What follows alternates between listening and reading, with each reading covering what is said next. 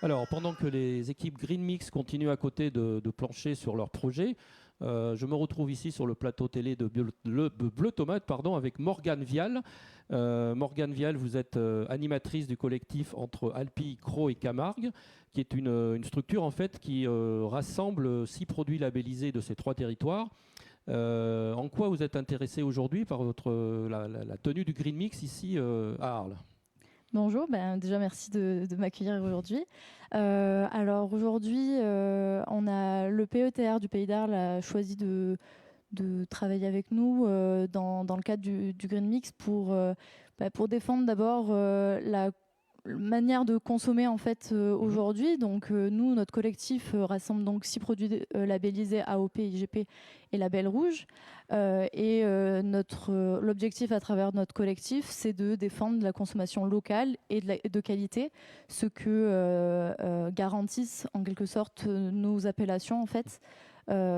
Qui, à travers les AOP, IGP et Label Rouge, ont un protocole bien précis Très bien. sur voilà, tout ce qui est qualité et local. Alors, on sait que ces 3 territoires sont des territoires extrêmement agricoles, hein, les Oui. Alpilles, la Camargue, la Crau. Est-ce que vous pouvez nous décrire les 6 produits qui font partie de ces territoires et dont vous défendez la promotion? Alors, sur les Alpilles, on a les huiles et olives de la vallée des Baux-de-Provence AOP Mhm. et les vins des Baux-de-Provence Baux-de-Provence, AOP ouais. ici. Mhm. Sur la Crau, on va avoir le foin de Crau AOP et l'agneau de Cisteron IGP Label Rouge.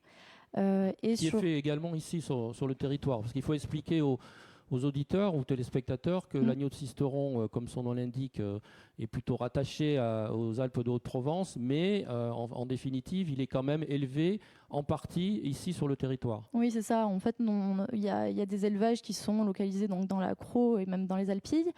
Et en fait, pourquoi ils peuvent rentrer dans cette appellation, c'est parce qu'ils envoient leurs animaux en fait en estive dans les Alpes et donc autour de Sisteron. Et ça, c'est bien inscrit dans le cahier des charges qu'il y a du pastoralisme qui doit être réalisé. Et ensuite, ils reviennent ici sur le territoire Tout à fait. pour finir Tout à fait, parce leur carrière. qu'en période d'été, notre région est assez sèche et donc très chaude aussi, et c'est pas forcément le milieu le plus favorable pour les animaux.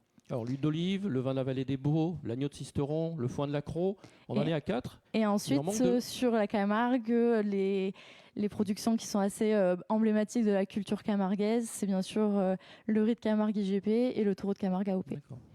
Quel est lequel de ces 6 produits, Morgane Vial, qui a eu l'appellation la plus récente finalement?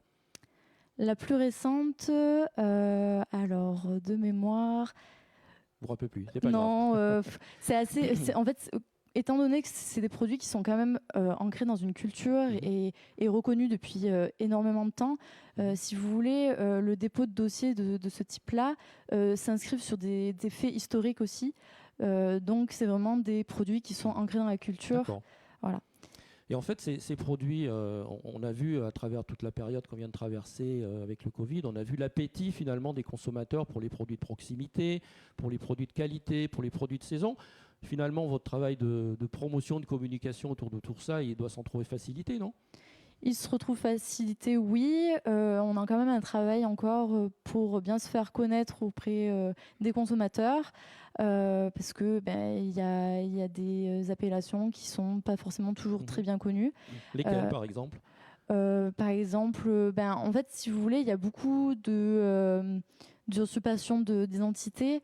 Par exemple, le taureau de Camargue, par moment, on pense manger du taureau de Camargue et au final, c'est pas vraiment des animaux qui ont suivi le cahier des charges et la filière complète. Le riz de Camargue aussi peut subir ce genre de problème. Et l'agneau de Cisteron, comme vous l'avez indiqué, est un peu moins connu dans notre zone-là. Donc voilà, on a un travail de communiquer sur les 6 produits à la fois pour vraiment représenter un territoire complet, parce que tout est complémentaire en fait dans les Alpilles, la Crau et la Camargue. Et donc voilà, on a un travail dans ce sens-là. Et alors, si pour finir, je suis touriste demain, que je viens dans la région, que je m'intéresse à ces produits, quelles sont les occasions, les opportunités que je vais pouvoir avoir de les découvrir? Est-ce que vous faites des événements pendant la saison d'été?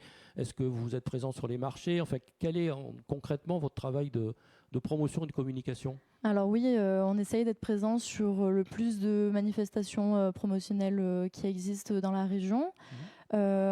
Pour avoir un produit d'appel, on a développé un coffret garni en fait de nos 6 produits, où dedans on peut retrouver une bouteille de vin, une bouteille d'huile, un sachet de riz, une terrine à base de taureau de Camargue AOP, et un opinel gravé Agneau Sisteron. Accessoire qui est, je pense, incontournable de l'éleveur aujourd'hui. C'est ça.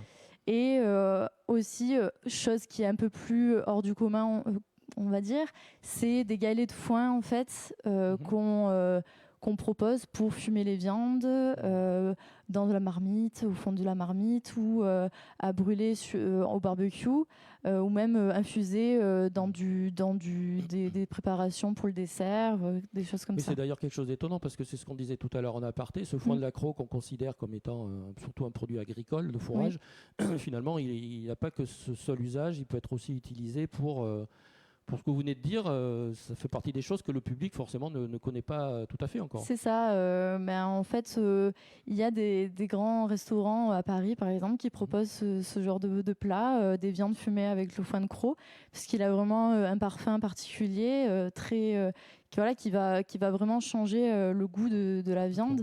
Et apporter un petit plus. Par exemple. Voilà, l'agneau Sisteron, par exemple. Nous, dans le cadre du collectif, on a organisé un événement avec l'hôtel Jules César en septembre 2020, où on a proposé un menu unique autour de nos 6 produits. Voilà, donc on projette de renouveler ce genre d'événement. Merci beaucoup Morgane Vial pour cette présentation. Merci à vous. J'espère que les téléspectateurs auront envie de découvrir un peu plus profondément, on va dire, tous ces bons produits de terroir qui existent ici entre Alpi, Cros et Camargue. Merci à vous.